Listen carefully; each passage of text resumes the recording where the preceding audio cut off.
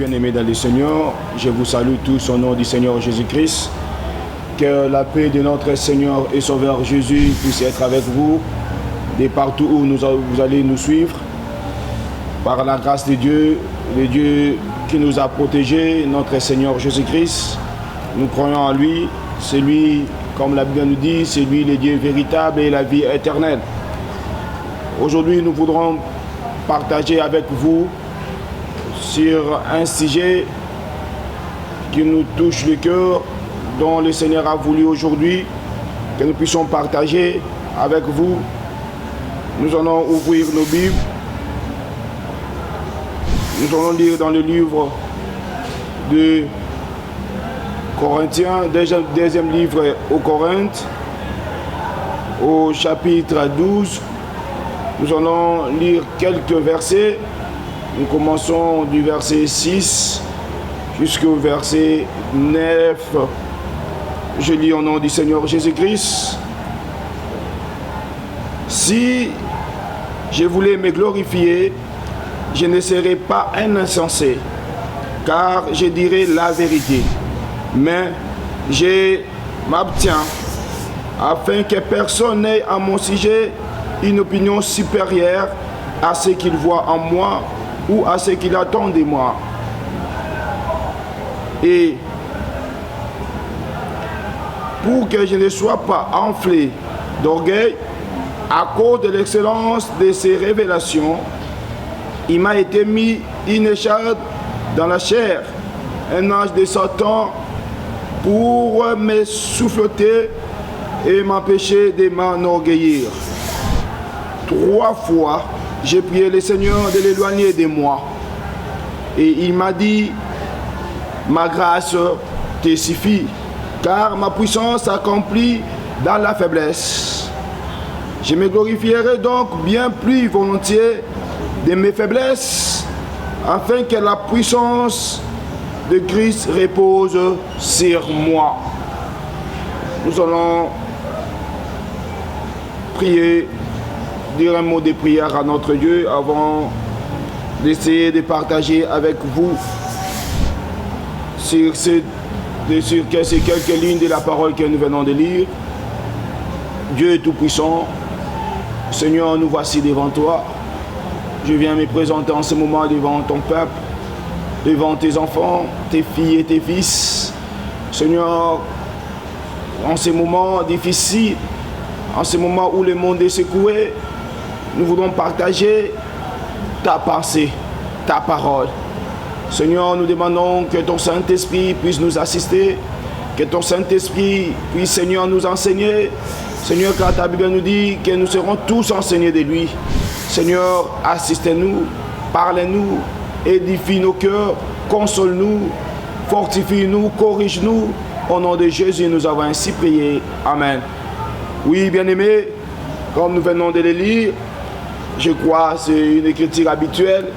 Vous avez peut-être déjà lu ça ou vous n'avez pas encore lu ou vous avez déjà entendu parler de ça. Mais le thème que nous voulons partager dans ces quelques minutes, nous avons intitulé cela comme suite: Ta grâce nous suffit. Ta grâce nous suffit. Nous avons tiré cela du livre des Corinthes, où c'est l'apôtre Paul. C'est l'apôtre Paul qui parle. C'est l'apôtre Paul qui écrit aux frères et sœurs de Corinthe, comme je suis en train de vous parler maintenant, partout où vous êtes.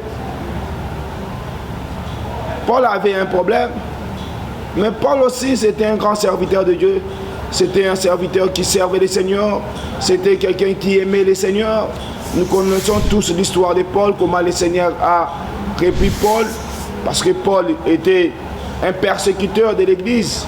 Mais puisque Dieu savait ce qu'il avait mis en lui, Dieu savait que chaque chose a son temps, qu'un jour Paul serait son serviteur. Bien-aimés, j'aimerais vous dire une chose. Pendant que Paul persécutait l'Église, peut-être il avait des disciples, peut-être il avait aussi des chrétiens qui critiquaient Paul, qui disait celui-ci ira réellement en enfer, celui-ci c'est vraiment l'antichrist, celui-ci c'est vraiment l'envoyé du diable, celui-ci c'est vraiment un enfant du diable. Mais le Seigneur savait que tous, malgré tout ce que Paul faisait, ce n'était pas un enfant du diable, mais c'était son fils. C'était son fils. Là, c'est un conseil que je vais vous lancer. Tant qu'une personne est encore en vie, même s'il est dans le monde, ne les condamnez pas.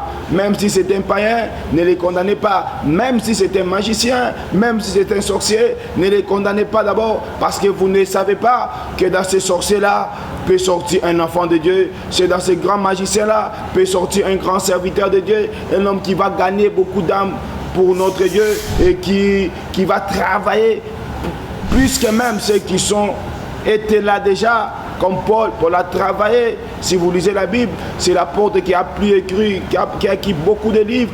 En plus aussi, c'est lui qui a plus travaillé.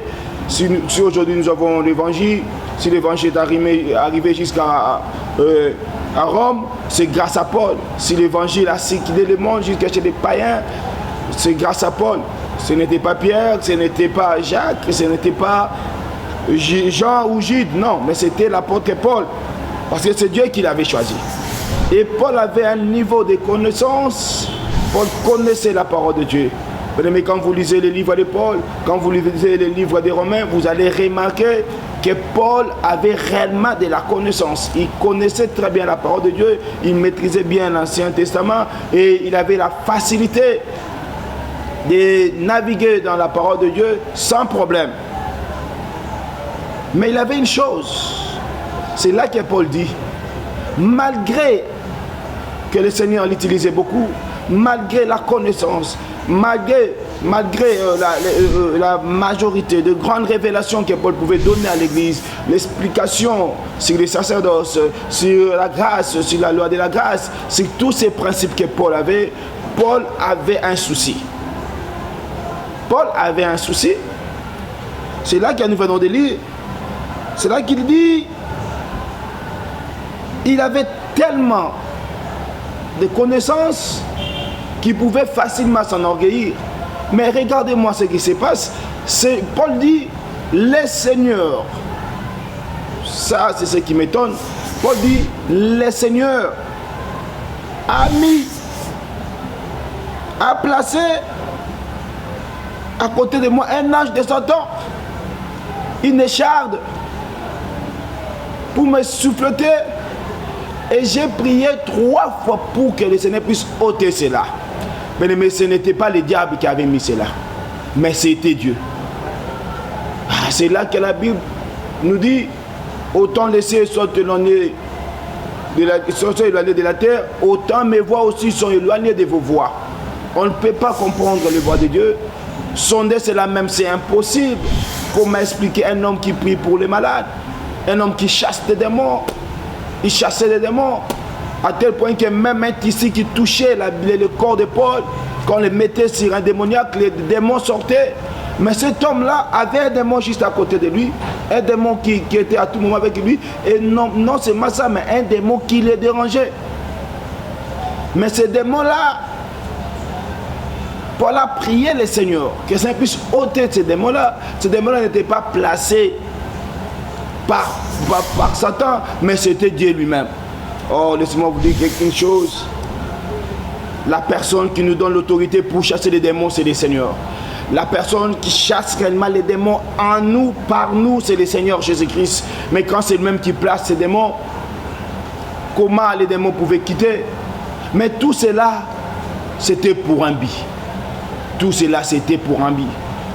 Nous dirons aujourd'hui, nous avons des maladies dans le monde. Nous avons une pandémie qui sillonne le monde. Nous ici au Congo, c'est le premier du monde, ça fait maintenant 5 mois qu'on ne pouvait plus nous réunir, on ne pouvait plus prier ensemble à l'église, 5 mois durant. Mais aujourd'hui, nous avons prié à cause de cette pandémie. Malgré cela, avec des gestes barrières, avec tout ce que l'État nous a recommandé, on doit réellement obéir à cela. Parce que nous, les chrétiens, nous devons soutenir l'autorité établie selon ce que la Bible nous dit. Mais vous direz que c'est le diable. Vous direz que ça c'est vraiment l'enfer, vous direz. Il aura aussi plusieurs révélations, que tout ceci c'est à cause de cela, tout ceci c'est à cause de cela. Mais laissez-moi vous dire quelque chose. Dans les livres des Lamentations, si le temps va nous permettre, nous pourrons les lire. Dans les livres des Lamentations, chapitre 3, le verset 37, je lis: qui dira qu'une chose arrive sans que le Seigneur l'ait ordonné? N'est-ce pas de la volonté du Très-Haut que viennent les maux et les biens? Pourquoi l'homme vivant se plaindrait-il? Que chacun se plaigne de ses propres péchés. 40. Recherchons nos voies et sondons-les, et retournons à l'Éternel.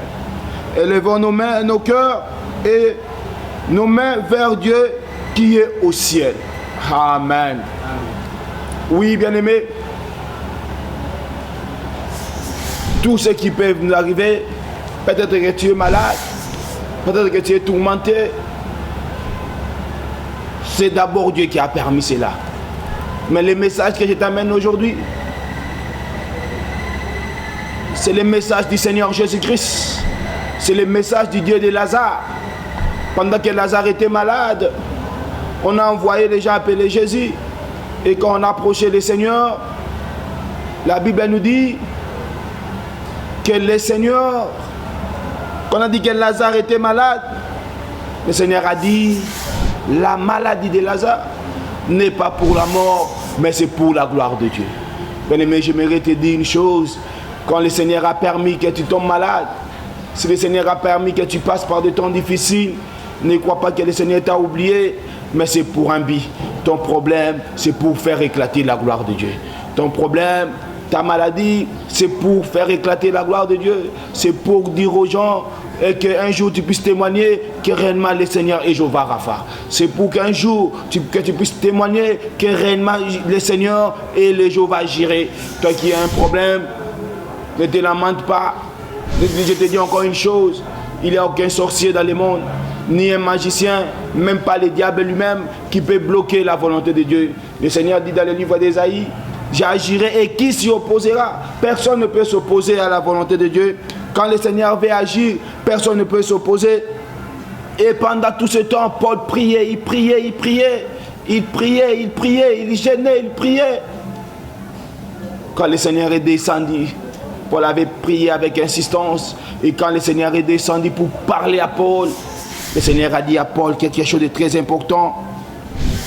Au verset 9, il dit: et il m'a dit, ma grâce te suffit. Alléluia. Ma grâce te suffit, car ma puissance s'accomplit dans la faiblesse. Je me glorifierai donc bien plus volontiers de mes faiblesses, afin que la puissance de Christ repose sur moi. La grâce, c'est quoi, bien-aimé? La grâce, c'est de l'aide. C'est une aide surnaturelle. Là où tu ne peux pas, là où tu n'arrives pas, là où tu es incapable de trouver la solution à ton problème, je te dis aujourd'hui, la grâce de Dieu te suffit. La grâce divine te suffit. Toi qui es malade, la maladie peut-être est incurable. Je ne sais pas moi quoi. C'est le sida, c'est un problème des reins. C'est quoi? Je te dis une chose, que notre Dieu, c'est lui El Shaddai. C'est lui le Dieu tout-puissant, le Dieu tout capable. Mais le problème, c'est que tu puisses croire au Seigneur Jésus. Le problème, c'est que tu puisses les recevoir aussi. Le problème, c'est que tu puisses avoir la foi, croire qu'il peut faire quelque chose pour toi. Et je te dirai que sa grâce te suffit. Sa grâce suffit pour que tu puisses recevoir la guérison. Sa grâce suffit pour qu'elle puisse recevoir la solution à ton problème. Sa grâce suffit, bien-aimé. Il dit dans ta faiblesse, pendant que tu es malade, sa grâce te suffit. Toi qui as un problème, la grâce te suffit. Et pourquoi la grâce te suffit? Parce que puisque tu es faible, puisque tu reconnais que tu es faible, puisque tu reconnais que tu es dans les besoins, puisque tu reconnais cela, que tu es faible, c'est là que la grâce va intervenir. c'est là que Dieu va agir. Car il dit, sa puissance se manifeste quand on est faible. La faiblesse, ce n'est pas simplement la faiblesse physique. Non, c'est quand on est dans l'incapacité de faire quelque chose. Quand on n'a pas assez de force pour faire quelque chose. C'est là qu'on est dans la faiblesse. Et il dit, c'est là qu'il y a sa puissance intervient. C'est là que sa puissance se manifeste. Oui, bien-aimé, c'est ce que le Seigneur a mis dans mon cœur pour que nous puissions partager en ce moment. Je ne sais pas où vous êtes, mais je dirais une chose. Ma Bible me dit que sa main n'est pas courte pour sauver, ni son oreille trop dit pour attendre. Là où vous êtes, là où vous allez nous suivre, cette prière que je vais faire maintenant, toi, dis-toi dans ton cœur que Seigneur, accorde-moi ta grâce. Mais la grâce, on ne la mérite pas. La grâce divine, c'est une grâce imméritée. La Bible dit, car Dieu a tant aimé le monde qu'il a donné son Fils unique. La grâce, c'est le fruit de l'amour de Dieu. La grâce, c'est le fruit de la compassion.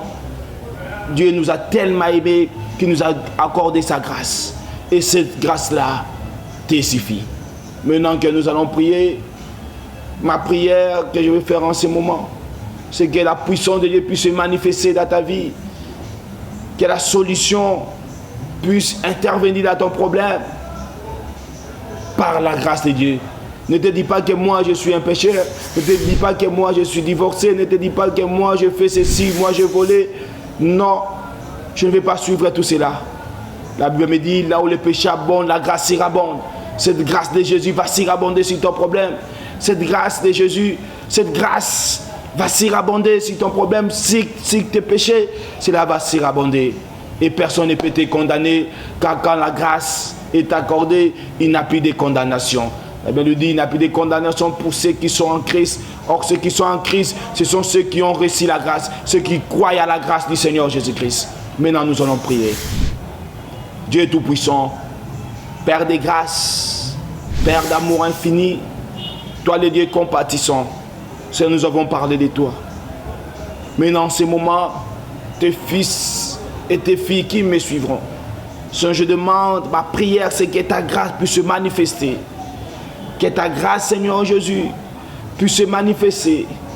Pour celui qui est malade, que ta grâce puisse suffire à cela. Pour celui qui a un problème, que ta grâce puisse donner pouvoir à la solution, Seigneur. Pour celui qui est dans les difficultés, pour celui qui est dans les chômages, Seigneur, que ta grâce puisse donner du travail. Seigneur, je le recommande entre tes mains. Et celui qui est dans les combats, Seigneur, celui qui est combattu par le diable, Seigneur, toi, le Dieu de David, ta grâce a fait suffire pour David, afin que David puisse avoir la victoire. Je demande aussi en ce moment que ta grâce puisse intervenir et que ton main céleste, tu puisses envoyer la main céleste pour combattre et donner la victoire. Pour celui qui est enchaîné, Seigneur, que ta grâce puisse suffire, Seigneur Jésus, afin que les anges, comme celui qui était descendu du temps de Pierre en prison, Seigneur, et que les chiens puissent tomber et que ton fils ou ta fille puisse être libre. Seigneur, donne gloire en ton nom. Agis pour ta gloire, Jésus. Agis au nom de ton Saint-Nom. La parole que nous avons citée, où nous avons lu, Seigneur, c'est ta parole. Et nous croyons que la Bible, c'est ta parole. Nous ne comptons que c'est toi. Au nom de Jésus, nous avons ainsi prié. Amen. Oui, bien-aimés, je réponds au nom de l'apôtre Daniel Kalambay Ilunga. Je suis le pasteur responsable et visionnaire du centre missionnaire El Shaddai. L'église se situe sur l'avenue Banguelo, 63, numéro 63, 67, 83. Nous sommes à Superlemba, non loin de la maison communale, juste après les marchés. Et l'arrêt des bis, c'est les galeries Igo Tanzambi. Quand vous descendez là, vous pouvez facilement arriver. Si vous avez un problème, n'hésitez pas, il faut appeler. Le nom de l'église, c'est Centre missionnaire El Shaddai. Et c'est un nom donné par Dieu. Parce qu'il avait dit, il va se révéler comme le Dieu Tout-Puissant. Et je crois que même si tu as ton problème, même si tu as des difficultés, il est là et personnellement je suis disposé, et même avec les serviteurs de Dieu, nous sommes disposés pour prier pour le Seigneur. Ce n'est pas qu'il est fort, que nous sommes forts, mais c'est sa grâce. Le numéro de contact, c'est les 0. Le numéro de contact, je dois mettre les codes pour ceux qui vont nous suivre à l'étranger. Le numéro de contact est 00243 ou plus 243 89 64 61 530. Je répète, plus 243 89 64 61 530. Là, c'est mon numéro personnel. Et je crois nous allons donner d'autres numéros prochainement. Que le Seigneur vous bénisse et que la paix du Seigneur puisse vous accompagner. Pour d'autres contacts, on va vous les mettre sur les bas de l'écran et vous allez voir les moyens de nous contacter. Que le Seigneur vous bénisse.